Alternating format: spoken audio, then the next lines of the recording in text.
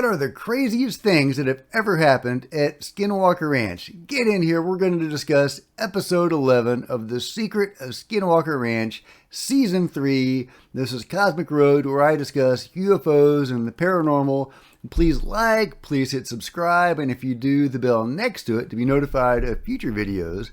And as I'm going through this, please comment below and let me know what you think. Okay, today we're going to be discussing episode 11, which is a bonus episode. Last week was the official last episode of the season, and this is more of a recap of the whole series so far.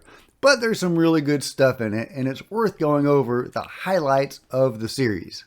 First, we get to see Travis's introduction to Brandon, at least the first introduction on camera. You know, who knows if they met before, but you can kind of tell by the way that Brandon is studying Travis that, you know, it may actually be the first time they've ever met. In any case, it shows Travis's arrival on Skinwalker Ranch and his first day there. All of a sudden, they get weird readings right off the bat. It goes through their first rocket launch when the cows are going crazy, and all of a sudden, there's a UFO in the sky. A few weeks later is when that first cow dies, and they get the weird spikes of radiation, and that's when Caleb's phone gets hacked. And that's always been a mystery to me, because his phone particularly gets hacked several times throughout the series. But no one else's phone seems to get hacked. So why does it target him specifically? Is it because he is a security guy? Does it go after security people? You know, there's the trope of Skinwalker Ranch that the intelligence behind the phenomenon goes after people with guns and doesn't like people with guns. Could that be a sign of it? I don't know. So then Linda Moulton Howe comes out, and they're reviewing the footage, and you know, she's an expert in cattle mutilation. That's kind of how she made her bones in the field, and where she got her start covering the phenomenon is cattle mutilation. She's a famous expert on that. So they bring her out, and she believes that maybe there's a portal going on. And of course, we know that that's something that they have that has come up again and again at Skinwalker Ranch, is the idea that there could be a portal or portals on the ranch. So they start talking about Homestead II, which is, you know, an infamous site of a lot of activity. Apparently, it was built in 1905, and it was abandoned in the 1930s because of all the crazy weirdness that happens around Homestead II. And we get to see Travis's first interaction with Homestead II when he lifts the lid off of the cistern and gets blasted with radiation that only affects him. It only targets him, and he gets a fairly high dose of radiation. He gets burns and everything. We actually get more information about that incident in that interview that I linked to a week ago, where Travis is talking about how after that, you know, he was very sick, and he had to he was following like the Navy protocol or something for radiation exposure, where he had to go and drink a bunch of beer because he had to purge his system. And that was the best way to do it, was to go pee a lot by forcing himself to drink a lot of beer. And apparently it helped, and you know, he was better afterward. After that, we get a really cool story that I had forgotten about. That, you know, you hear, I've heard a bunch of these stories, but they're always really fascinating. But there is a local man that used to work on the ranch named Roland, and they bring him out to tell his story. One time he had been hunting on the ranch when he came across human footprints that shouldn't have been there. And so they were following the human footprints, and they became large canine footprints, wolf-like prints. And so they're following this, and all of a sudden they come across the creature. They come across this crazy, what he calls an 8-foot tall wolf-like creature. It has glowing red eyes. It's terrifying. And right after relating this tale, Roland gets dizzy. And that's, you know, one of a number of incidents of people getting stricken by something on the ranch. It happened to Travis, it happened to Tom, the caretaker, and now it's happening to Roland. Next up, we get Colonel John Alexander, who I'm a big fan of. He used to be one of the prominent researchers on the ranch back in the Bigelow days. And he tells this story of a portal opening near Homestead II and of a being entering that portal. So Travis and the team do a LiDAR screening of Homestead II, and it's weird that there seem to be structures or features missing in the scan that should be there, as if something is deleting data or some structures may be bleeding into another dimension and not showing up. Who knows? To test the theory of portals and the idea of there being portals near Homestead II, they bring in a rabbi to do a ritual to open portals. And sure enough, a circular vortex with a 20-degree temperature drop opens in front of the homestead. To further see what they can provoke around Homestead II, they start to dig. And it's actually Thomas Winterton that does the digging, which is interesting because the last time that he dug, he had that weird thing where he was stricken and he had that weird brain thing or skull thing where the fatty tissue became separated in his skull, and it was kind of a crisis for him. It was a medical crisis triggered by digging on the ranch. So I was impressed that he was willing to go out and dig some more. As soon as he starts to dig, there's a dangerous spike in radiation and everybody has to clear out of the area. So definitely that seems to be the ranch trying to scare them away or tell them not to dig. Later that night, they send up a rocket. They get the 1.6 gigahertz frequency that they frequently get, plus a weird audio signal. And that is the night that they get the weird orb that leaves that smeary trail behind it. Now, it's interesting looking back on what we know about Travis and his connection to the U.A.P. task force. He had talked about the reason that he got that job is because he, when he started working at the ranch, he was getting these weird readings, these 1 gigahertz frequency and these audio things that made him think that maybe there was a near peer adversary doing something at the ranch or sending some signals to the ranch or something. And that was his initial thought. Not that it was alien technology doing something, but that it could be Russia or China or somebody doing something. And so he went to the Pentagon and briefed them on this, and that's how he got the gig to be the lead scientist for the U.A.P. task force. That plus his, resume, which was really good, and he had written a book, and they really liked his approach to it. More of a debunking approach, trying to figure out if it was a near peer adversary doing this stuff and not alien technology. So it wasn't his go-to response to think that it was aliens. His go-to response was to think that maybe it was humans. So they liked that, and that's how they got the gig to be the lead scientist for the U.A.P. task force. So I'm wondering if this is the incident that started that. After this, the attention turns to the Triangle, the infamous area of the ranch where there's a lot of activity, especially like a mile high above the Triangle. And they, replay the incident with the helicopter where Travis is going up with Brandon's brother in the helicopter, and there's a UFO that flies under them. So they bring in the U.A.P.X team, and that's composed of former members of the Navy that had sightings and incidents with UFOs, particularly the Nimitz incident, which is justly famous among UFO circles. And these are Navy personnel that were, were part of that. There were witnesses and experiencers of the Nimitz incident in 2004, and now they run this UFO investigation team where they use high-tech equipment to study the phenomenon. Immediately, one of their members, Jason, gets a huge headache. And it's a big problem. And so it's another person being targeted by the ranch and being kind of attacked for whatever reason. Now, why it targets specific people and not others, and why it only, gives them headaches or makes them dizzy and then lets them go.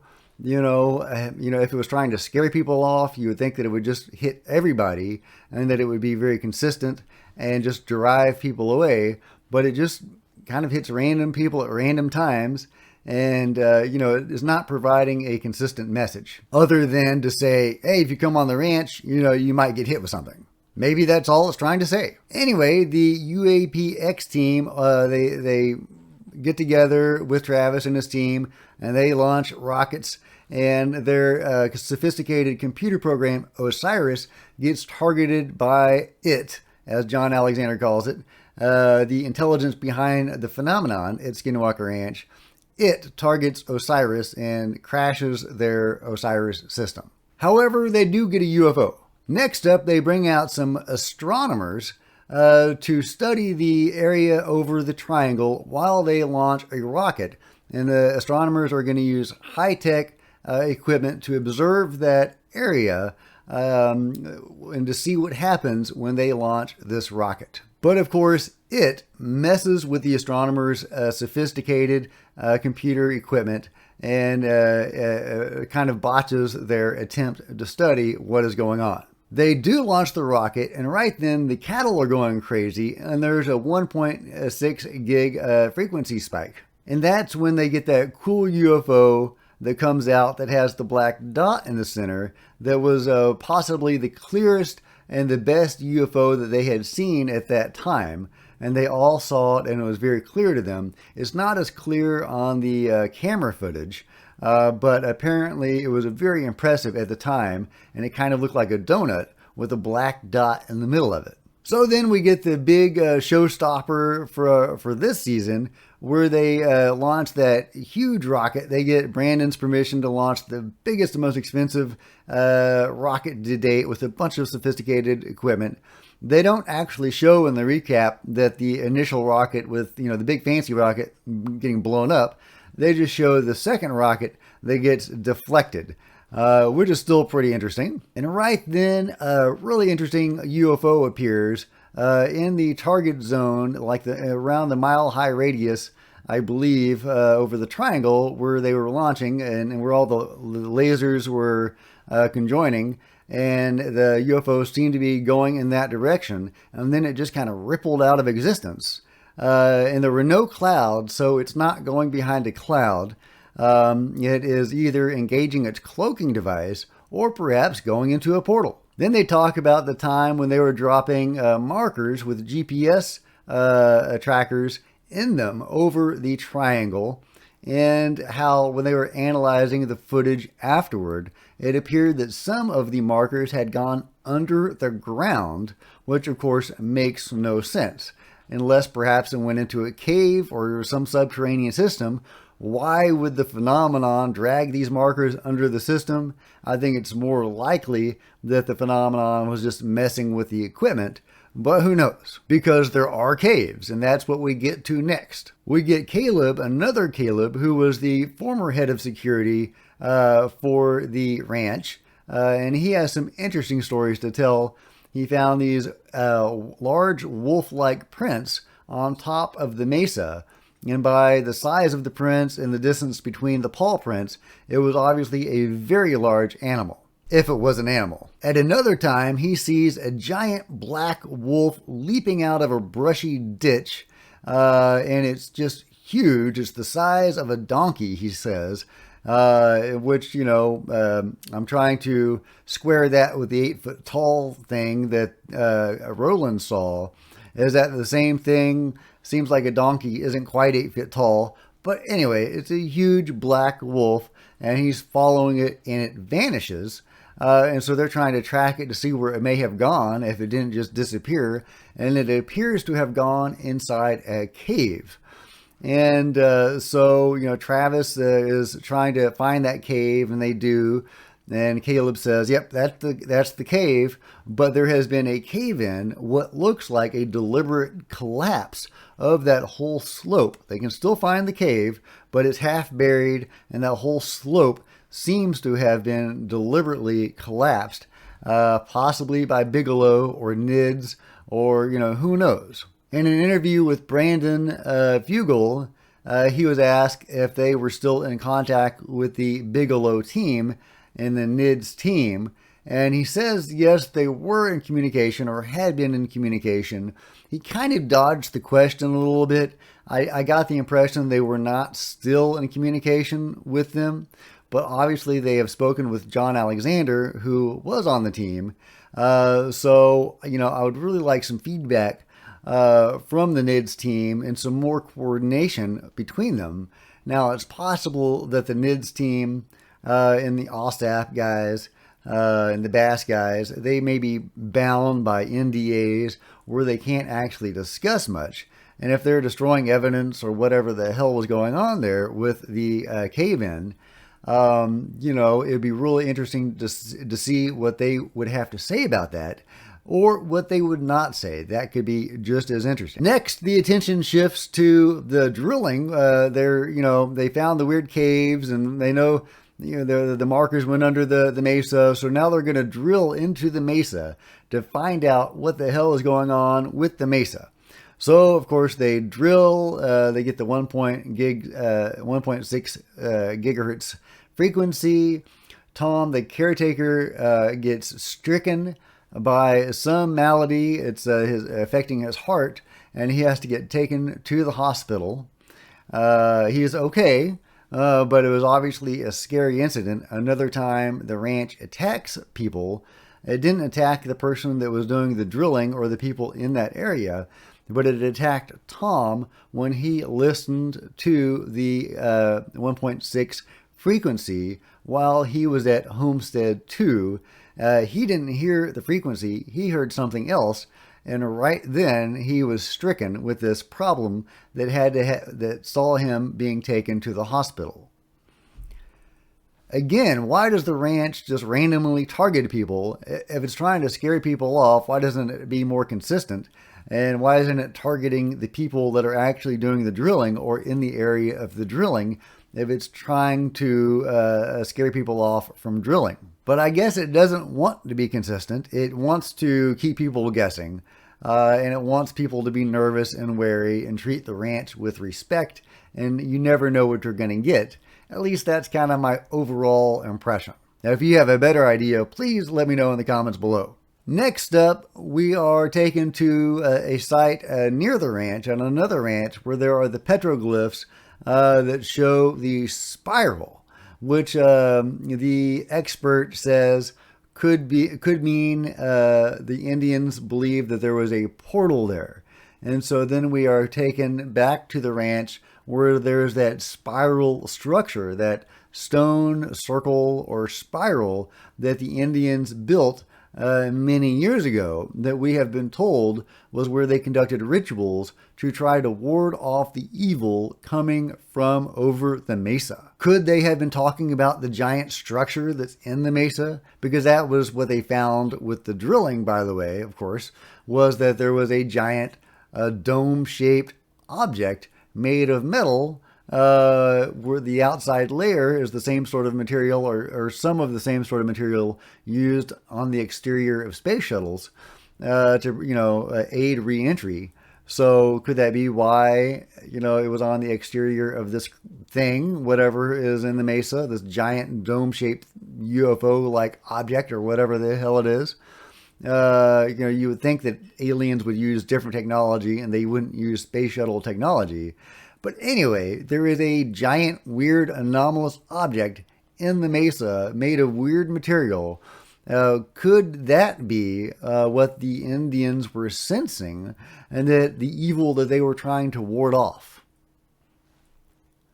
Could that object, in fact, be responsible for all of this? Lastly, we get one of the coolest things they've done on the ranch, which is the 3D mapping that shows the weird phantom structures, as Eric Bard calls it, calls them, because there's two of them, One is this huge tower-like structure, like 100 feet tall, kind of a leaning corkscrew shape structure.